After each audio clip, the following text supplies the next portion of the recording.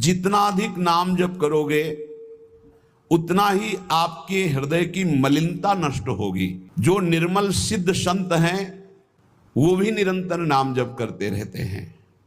साधन नाम सम नहीं आन, नाम के बराबर कोई साधना नहीं है। नाम में मन नहीं लगता, ना लगे आप जपते रहिए, फिर इसका प्रभाव देख लीजिए।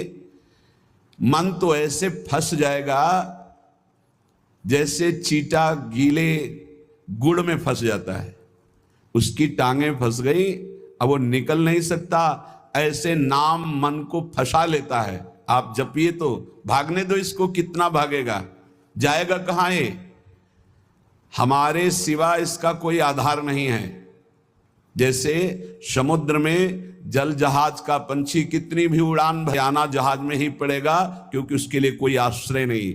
ऐसे ही हमारा मन कितनी भी उड़ान भरे, उसको आना हमारे पास पड़ेगा, क्योंकि हम ही उसके आश्रय हैं।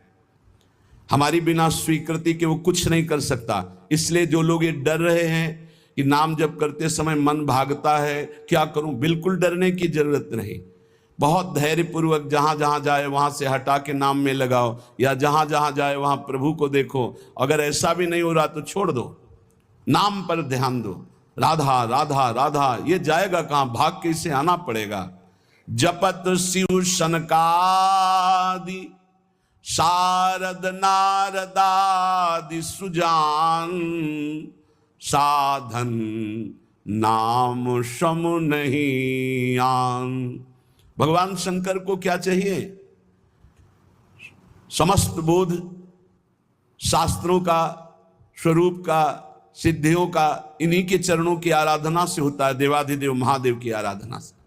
वो भी हरि नाम जपते हैं, वो भी भगवान नाम जप करते हैं। सनकादि को क्या, ये तो परम सिद्ध है, पर हरिशरणम हरिशरणम हरिशरणम। सरस्वती जी तो सबको बुद्धि प्रदान करती, पर ये भी नाम जप करती हैं। नारद जी का तो प्रसिद्ध ही है नारायण नारायण नारायण। ये सब सुजान ईश्वर कोटि के महापुरुष निरंतर नाम जप करते रहते हैं। इसलिए नाम से बढ़कर कोई साधना नहीं है। नाम के बल मिटत भीषण अशुभ भाग्य विधान। अशुभ भाग्य विधान जो हमें नाना प्रकार के दुख विपत्तियां संकट देते हैं, जो खूब नाम जप करता है उसके ऊपर किसी का प्रभाव नहीं पड़ता। विपत्तियां, अशुभ विनायक, भूत प्रेत पिशाच यक्ष राक्षस, किसी की ताकत नहीं। कुछ लोग कहते हैं कि, आप कहते हैं कि प्रेत सताता नहीं है, तो क्या प्रेत योनि नहीं है? क्या है, योनियां हैं, पर ये उनके लिए है जिनका कर्म भोग उपस्थित हो गया है। जैसे सृष्टि में सांप है, पर सबको काट लेगा क्या? उसी को काटेगा जिसका संस्कार है, कर्म भोग है। ऐसे ही हर योनियां हैं। कोई हमें कष्ट तभी देगा जब हमारा प्रारब्ध कर्म आ जाएगा भोगने के लिए।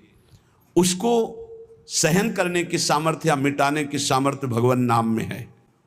विश्वास कीजिए, राधा वल्लभ भजत भज भली भली सब होए, जिते विनायक शुभ शुभ विघ्न करे नहीं कोई।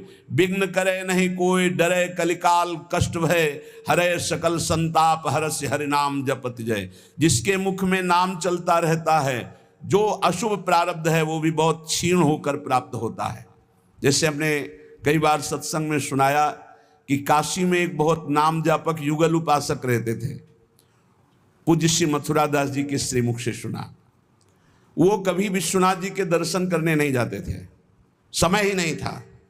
जो उपासक एकांतिक भजनानंदी है उसको समय ही नहीं होता, अपने ठाकुर सेवा, अपनी दिनचर्या, तो उनको कभी ऐसा महसूस भी नहीं होता कि हम प्रभु से अलग है, क्योंकि प्रभु के नाम रूप लीला धाम में हर समय चित्त जुड़ा रहता है। तो काशी विश्वनाथ जी की जो सेवा के प्रधान थे वो बहुत बड़े ज्योतिषाचार्य थे। उनके मन में एक जलन हुई कि ये काशी में रहकर विश्वेश्वर विश्वनाथ के दर्शन करने नहीं आते और बड़े वैष्णव हैं, भगत हैं। तो वो समय के अनुसार तत्काल विचार करते थे। तो विचार किया उनके जीवन के विषय में, तो लिखा था कि परसों म्लेच्छ सेना आएगी और उनका सर्वनाश कर देगी। तो उनका हाँ, विश्वनाथ जी के दर्शन न करने से अशुभों का नाश नहीं होता, जरूर इनको अशुभ भोगना पड़ेगा। और वो नाम जापक थे, उनका प्रारब्ध था, उन्होंने ज्योतिष के द्वारा विचारा। और परसों गए हो, जब वहां गए तो पूछा कि वो भगत जी कहाँ? बोले स्नान कर रहे हैं। बोले मध्याह्न में स्नान? बोले ये तो पता नहीं, पर वो स्नान कर रहे हैं।